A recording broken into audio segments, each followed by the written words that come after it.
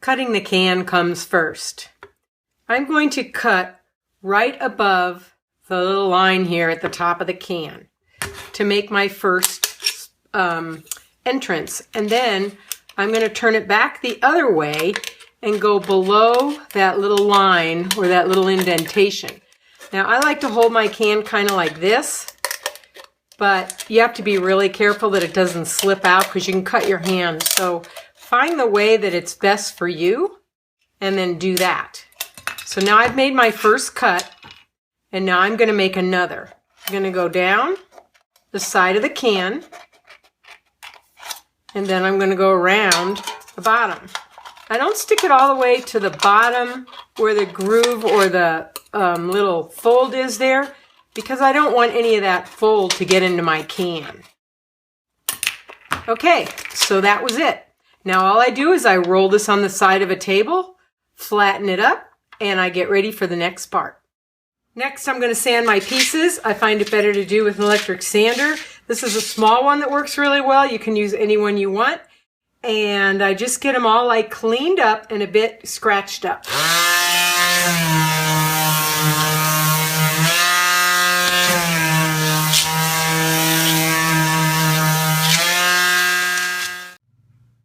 Once my cans are sanded, I'll take a solution of 1/3 vinegar and 2/3 water, and I will wash each can. If I'm doing hundreds at a time, I'll use a little bigger thing of water and just throw these into it when I'm ready to clean them off. When my cans are dry, I'm going to pre-coat them, and first I clean my foam brush to make there's nothing on the edges of it. And I'm going to use a clear matte pre-coat from Inkaid. And with this pretty wide brush, it's very simple to do. Just give yourself a nice little coat. What you want to make sure is that there's no separations of the Inkaid, that it didn't separate itself, that it stayed in all the places. You can kind of look in the reflection and make sure. I can see right here there's some separating, so I'm just going to fill that in a little bit, because when the can's dry, you want Inkaid on the whole thing so you don't have any pooling of ink. If you don't like holding the can, then go ahead and set it down. Use the tip of your fingernail. Make sure you get the can nice coat of Inkaid, and then let it dry. Now I'm ready to put my cans on a carrier sheet. I'll show you what a smaller carrier sheet looks like if you only have a printer that's going to be able to, I'm going to take this little piece of tape that's hanging up here off. If you have a printer that is just going to do an 8.5 by 11, this is what 2 cans would look like, 8.5 by 11. But usually for myself, I'm going to do a longer piece. I use an image that's about 28 by 13. That gives me a lot of cans, and it also allows me to not have any problems with my printer. The larger I get my sheets and whatever, the more chance I have of something happening. I am going to use this 505 Spray and Fix, which is a temporary fabric adhesive, because it does eventually let the cans go. And because you can see some of these imperfections in the can might be a little bit not flat, this will help me flatten it out. I probably wouldn't want to do this inside, but for the video, I'm going to have to. So I'll take this and just put a teeny bit on the side, and then I'm going to start it right about here. And since I don't want to put my hand specifically over that, I'll just take a piece of paper, well, this is a piece of fabric, and put this over my can so I can press it down to the sheet. Now I'm going to put all my cans on my sheet this way before I start to put the tape around them. I'm going to put 7 down and 3 down, because that's what I've learned works best for me. So when I get that far, I'll show you how I do the taping. Now that all my cans are on my carrier sheet, you can see right here that it works.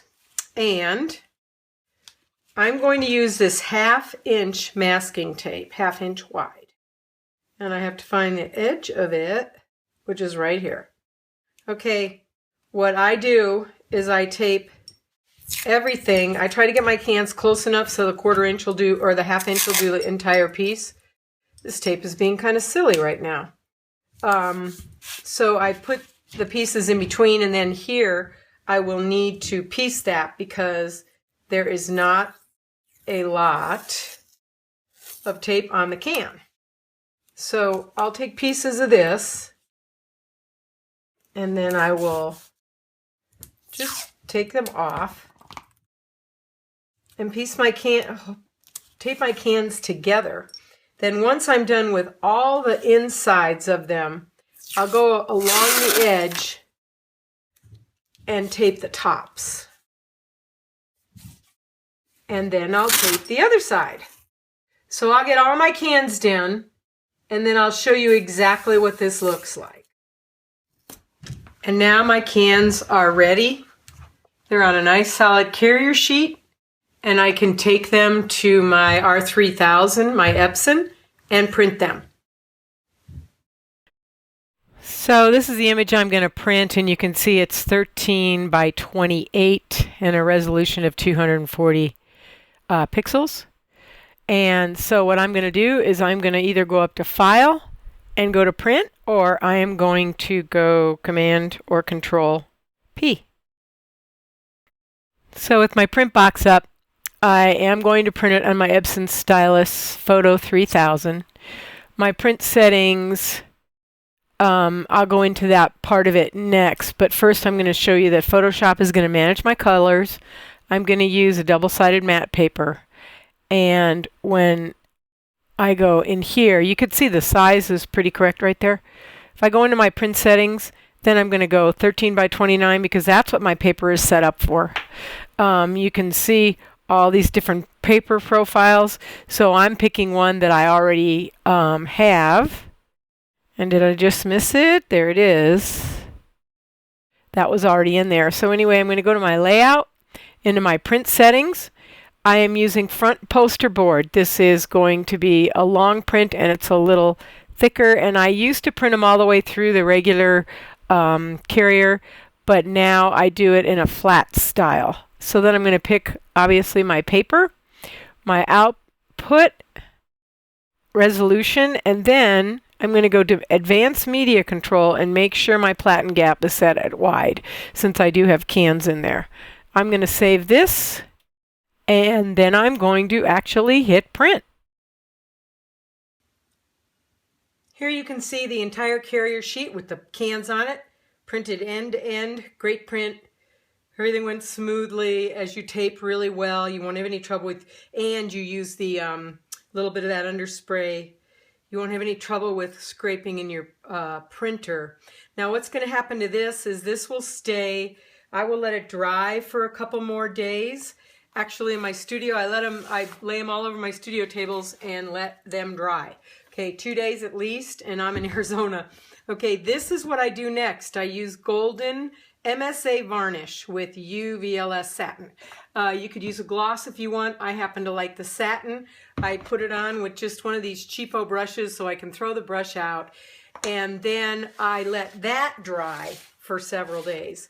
After that, I'm going to take my scissors and I'm just going to cut them off of the sheet around the tape. Because when you tear the tape off, it's kind of a waste. It's faster to just cut these out. So I'll start at one end and cut them out and go to the other, and then I have all my cans. But I always make sure they dry completely.